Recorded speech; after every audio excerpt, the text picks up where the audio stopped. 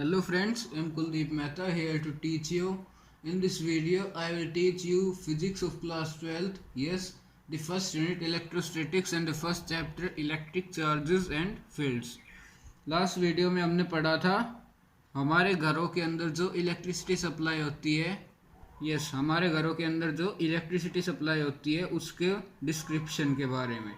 अब आज हमारा टॉपिक शुरू होगा इलेक्ट्रोस्टैटिक इंडक्शन से। किससे? इलेक्ट्रोस्टैटिक इंडक्शन से। ओके, तो चलो शुरू करते हैं।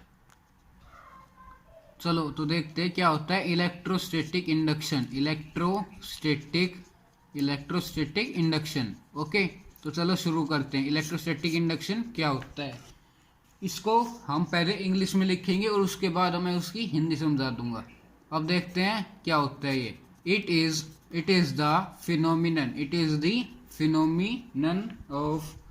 the phenomenon of temporary electrification.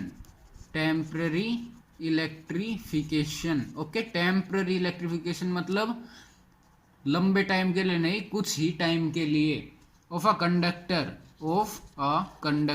Okay, temporary electrification of a conductor in which opposite charges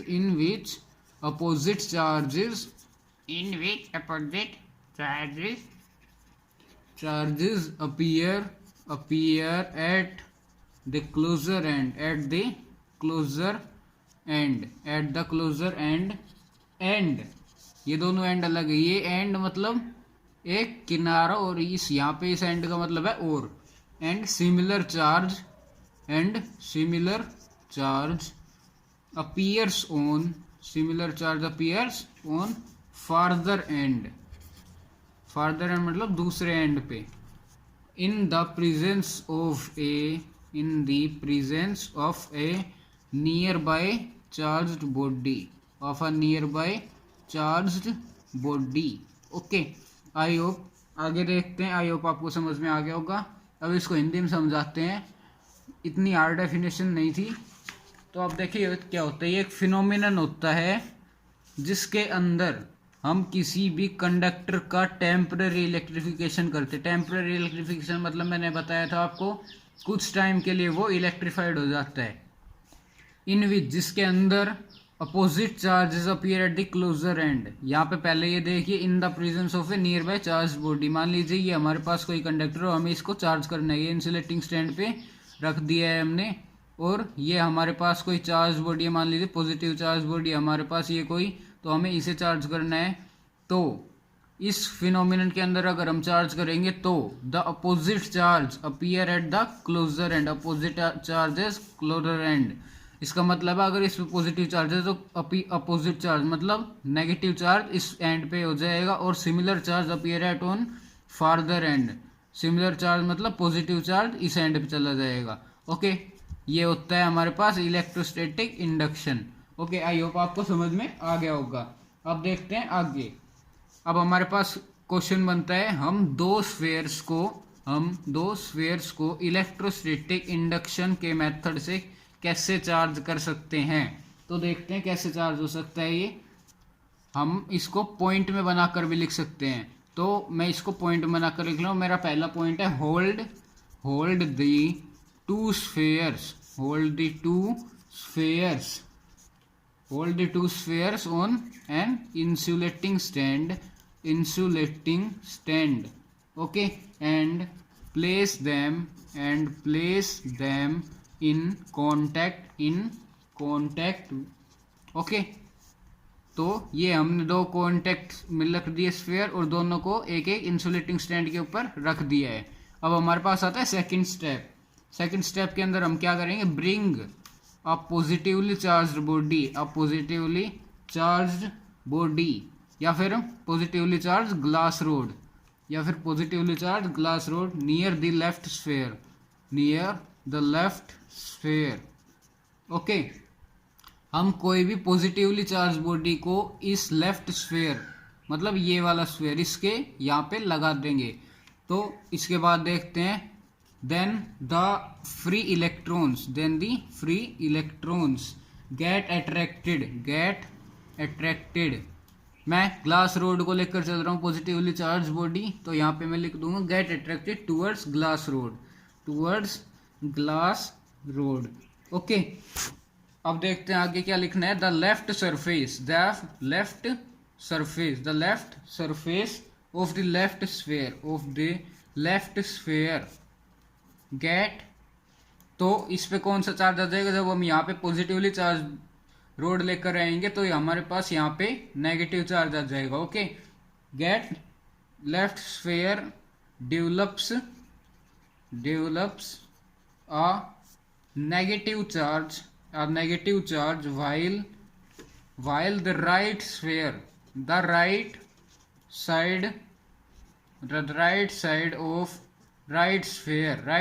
की ही right sphere develops a positive charge। Excess में हमारे पास पॉजिटिव चार्ज आएगा। ओके, तो अब देखते हैं आगे क्या लिखना है। However, all the electrons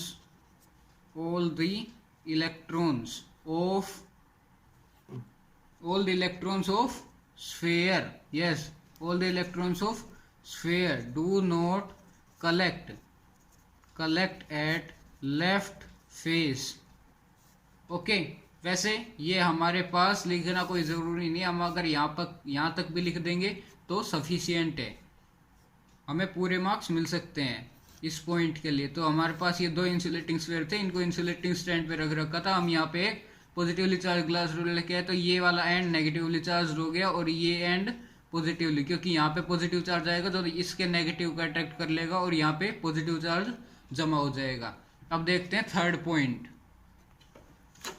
C point में हम क्या लिखेंगे? सी पॉइंट में हम लिखेंगे holding the two spheres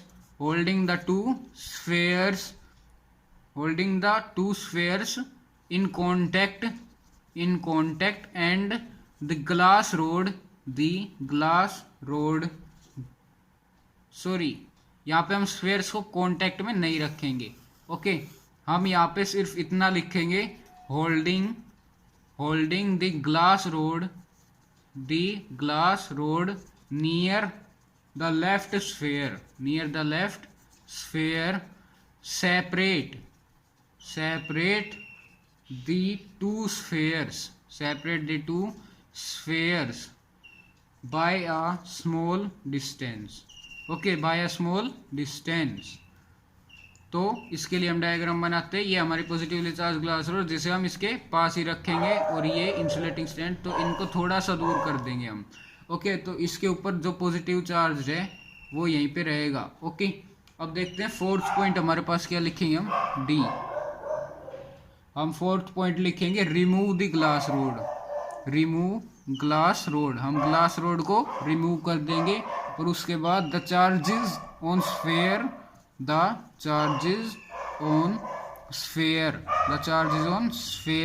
gate redistributed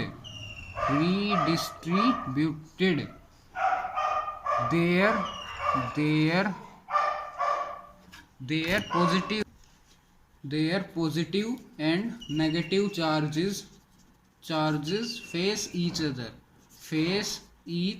मतलब एक दूसरे के सामने हो जाएंगे। ओके, द टू स्फेयर्स, इसके बाद हम लिखेंगे the two spheres attract each other, और वो दोनों स्फेयर एक दूसरे को अट्रैक्ट करेंगे। ओके, तो इसके लिए हम डायग्राम बनाते हैं। इसके लिए हमारा डायग्राम क्या बनेगा, ये हमारे पास फर्स्ट स्फेयर, ये हमारे पास सेकंड स्फेयर, तो इसका नेगेटिव चार्ज इस साइड आ जाएगा और इसका पॉजिटिव चार्ज इस साइड आ जाएगा। ओके, अब देखते हैं लास्ट पॉइंट हमारा इसका। तो यहाँ हम लिखेंगे when the two spheres are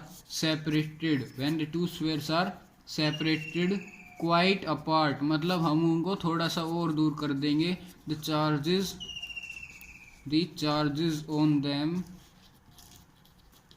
get uniformly distributed।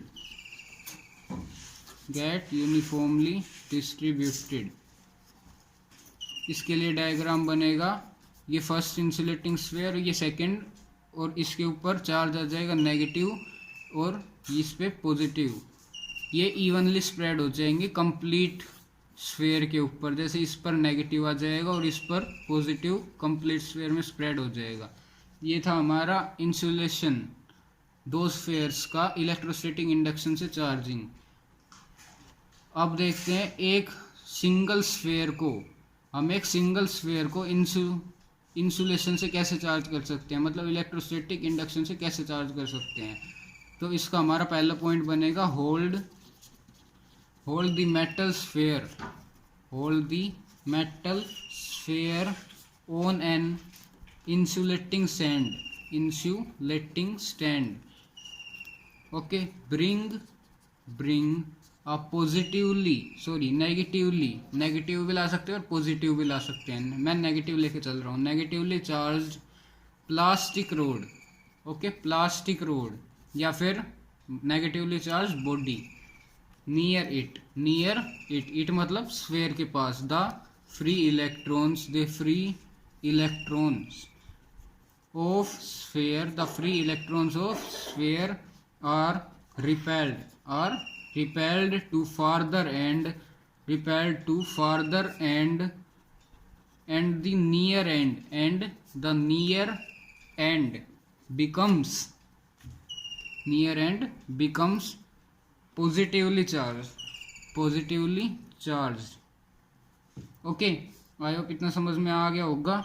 अब इसके लिए डायग्राम बनाते हैं। तो क्या बनेगा, ये नेगेटिवली चार्ज प्लास्टिक रोड, ये हमारा स्फीयर है, तो ये पॉजिटिव चार्ज इधर आ जाएगा इसका और नेगेटिव चार्ज उधर हो चला जाएगा। ये इंसुलेटिंग स्टैंड है। इसका नेक्स्ट पॉइंट देखते हैं। बी पॉइंट क्या बनेगा, when the far end of the sphere is connected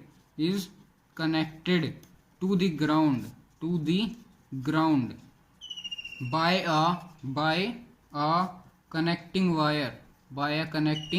wire, its free electrons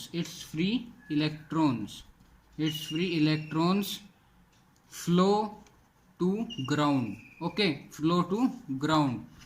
इसके बाद क्या लिखेंगे हम, अब हम इसके लिए डायग्राम बनाएंगे। तो क्या होगा, इसको हमने अर्थ कर दिया है और इधर नेगेटिव चार्ज तो और इधर पॉजिटिव, नेगेटिव चार्ज अर्थ हो जाएगा। इसके बाद थर्ड पॉइंट क्या बनेगा, when the sphere is disconnected from the ground, its free electrons have got into earth and the positive charge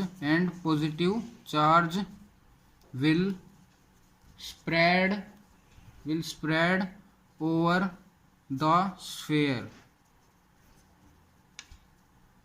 okay, तो इसके बाद क्या होगा, जो पॉजिटिव चार्ज है वो इस स्फीयर के ऊपर स्प्रेड हो जाएगा। तो क्या बनेगा, पॉजिटिव चार्ज इस साइड आ जाएगा क्योंकि यहाँ पे एक negatively charge plastic road place की गई है पहले ही।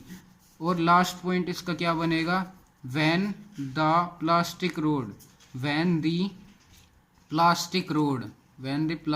road is removed,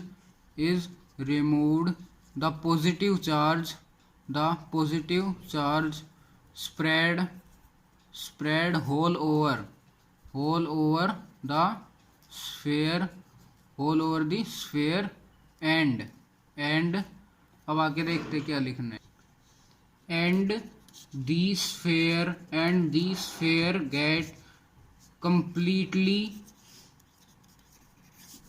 positively charged. इसके लिए हमारा डायग्राम बनेगा ये। ओके, अब हमारा नेक्स्ट क्वेश्चन बनता है गोल्ड लीफ इलेक्ट्रोस्कोप।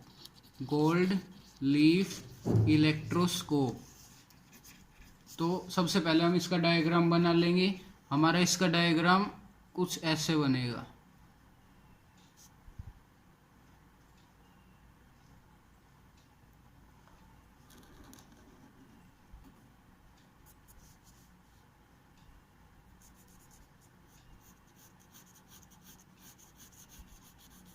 मैं इसका रफ सा डायग्राम बना रहा हूँ थोड़ा, लेकिन आप ध्यान देख के कुछ अच्छा डायग्राम भी बना सकते हैं।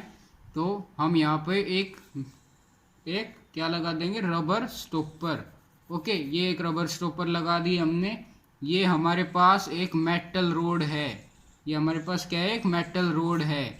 और ये हमारे पास दो गोल्ड फॉइल्स हैं, दो गोल्ड फॉइल्स हैं। और ये हमने जो थिक किया है ये हमारा टिन फॉइल है, टिन फॉइल। ओके, ये गोल्ड फॉइल्स भी कह सकते हैं हम, गोल्ड लीफ भी कह सकते हैं, गोल्ड फॉइल या लीफ। ओके, तो इससे आगे ये हमारी थी एक ग्लास वेसल, ग्लास वेसल। और ये हमारी है एक metal road, metal road. This one is rubber stopper. Okay, rubber stopper. And यहाँ पे हम एक मेटल नोब लगा देंगे, मेटल नोब। ओके, अब देखते हैं इसके अंदर हमें लिखना क्या है। सबसे पहले तो हमें पता होना चाहिए गोल्ड लीफ इलेक्ट्रोस्कोप होता क्या है। तो गोल्ड लीफ इलेक्ट्रोस्कोप क्या होता है? It is a device, it is a device used, it is a device used for, used to detect, used to detect an electric charge, an electric charge and identify its polarity, identify its polarity। Okay, अब देखते हैं आगे। It consist of, इसकी construction, it consist of, it consist of a rubber stopper, a rubber stopper। Next one, a conducting rod, a vertical conducting rod, vertical conducting rod। और ये हमारी road पास हो रही है, passing through, passing through rubber stopper, rubber stopper. Okay, अब हम लिखेंगे rubber stopper fit कहाँ पर किया गया है? Fitted in the mouth, in the mouth of glass vessel, of glass vessel. Okay, अब हम आगे लिखेंगे two thin gold leaves, two thin gold leaves are attached, are attached to the lower end, to the lower end of the rod, of the rod when a charged object, when a charged object touches the metal knob, touches the metal knob, touches the metal knob, comma at the outer end of the road, outer end of the road, the charge flows down, flows down to the, कहाँ पर flow करेगा? Gold leaves पर, to the gold leaves, the leaves. अब आगे लिखेंगे the leaves diverge, the leaves diverge due to, diverge due to repulsion, repulsion of like charges. they have received, they have received।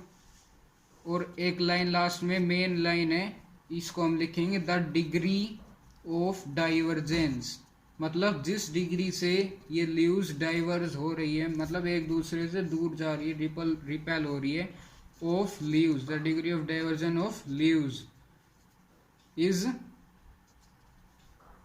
Sorry, gives the measure, gives the measure of charge, of amount of charge, amount of charge। Okay, तो देखते हैं क्या था इसके अंदर। जब इसके अंदर एक मेटल रोड होती है जो रबर स्टॉपर में से निकलकर ग्लास वेसल के अंदर जा रही होती है, और इसके एंड में दो गोल्ड लीव्स लगी होती हैं। और जब भी कोई चार्ज्ड बॉडी मेटल नोब को टच करती है तो उससे मेटल रोड से चार्ज ट्रांसफर होकर गोल्ड लीव्स तक पहुंचता है, और जिसकी वजह से सिमिलर चार्ज इन तक पहुंचने की वजह से ये डाइवर्ज होती हैं।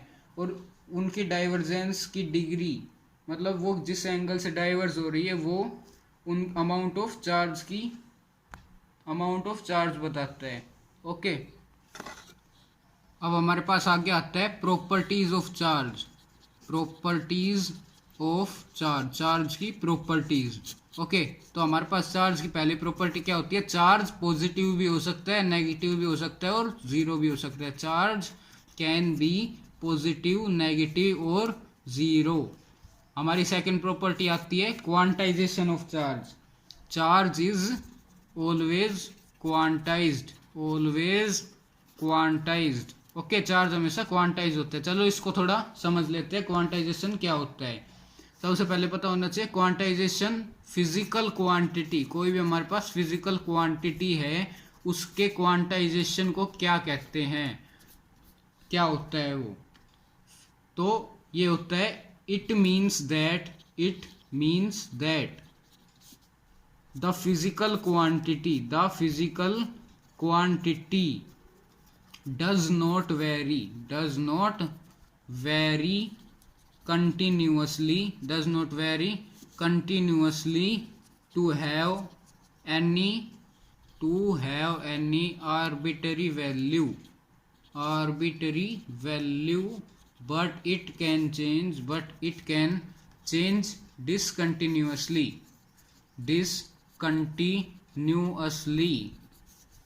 to take any one of discrete set of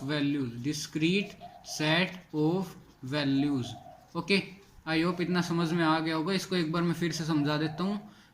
इसका मतलब होता है कि जो फिजिकल क्वांटिटी है वो कंटिन्यूअसली वेरी नहीं कर सकती कोई भी आर्बिट्रेरी वैल्यू लेने के लिए। मतलब आर्बिट्रेरी वैल्यू का मतलब हम कह सकते हैं कि कोई भी सम अप वैल्यू लेने के लिए, मतलब कोई भी तीन वैल्यूज है हम उसका सम करके लिख दे तो वो फिजिकल क्वांटिटी ऐसे वेरी नहीं कर सकती, लेकिन वो डिसकंटिन्यूअसली वेरी कर सकती है डिस्क्रीट सेट लेने के लिए वैल्यूज का।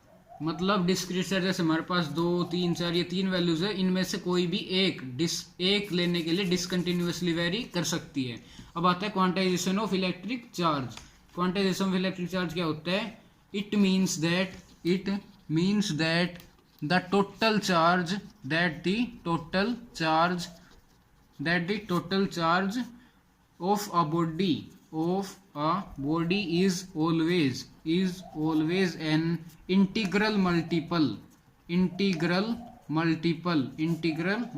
मतलब इंटीजर होना चाहिए, integral multiple of basic quantum of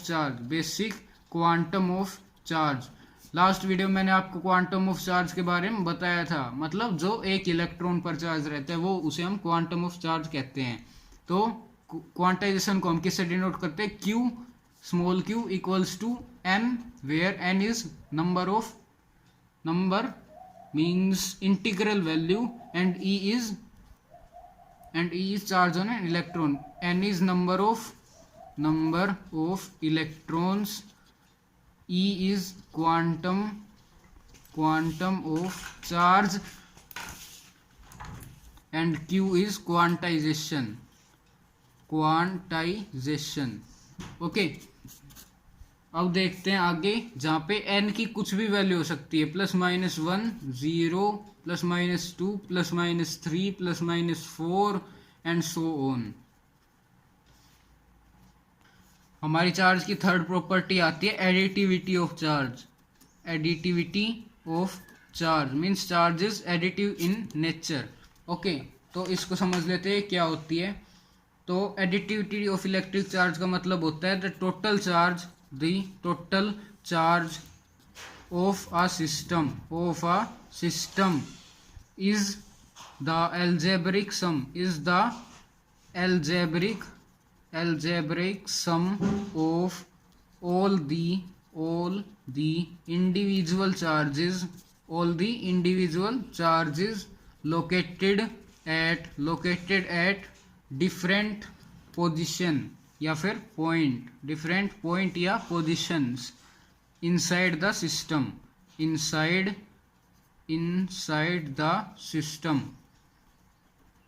मतलब ऑफ जो टोटल चार्ज किसी भी सिस्टम में होता है, कोई भी हमारे पास सिस्टम है उसके अंदर जो टोटल चार्ज होगा वो एल्जेब्रिक सम होगा, उसके अंदर जितने भी डिफरेंट पॉइंट्स पे चार्जेस लोकेटेड है उसका सम एडिटिविटी होगी उसकी चार्ज की, और वो टोटल चार्ज कहलाएगा।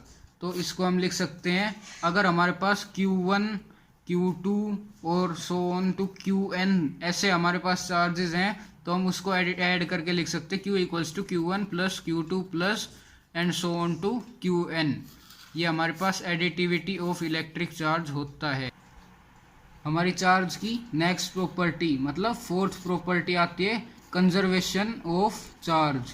Conservation of charge, charge is always conserved in nature. Okay, इसका पहला पॉइंट हमारे पास क्या आता है, charge can neither be created nor be destroyed. ये आपने पहले ही पढ़ा होगा, नॉर बी डिस्ट्रॉयड, ये आपने पहले ही पढ़ा होगा। और उसके बाद हम लिखते हैं charge can be transferred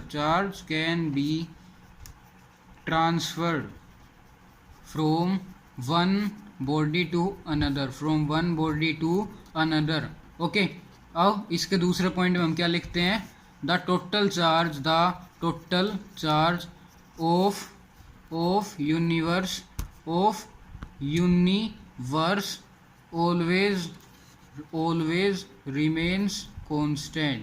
always remains constant। Okay, अब देखते हैं आगे हमारी फिफ्थ प्रॉपर्टी क्या होती है, चार्ज ऑन ए बॉडी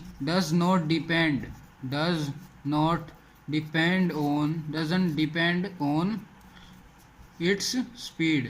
मतलब किसी भी बॉडी पे जो चार्ज है वो उस बॉडी की स्पीड पे डिपेंड नहीं करता। सिक्स्थ पॉइंट हमारे पास आता है फोर्स बिटवीन टू चार्जेस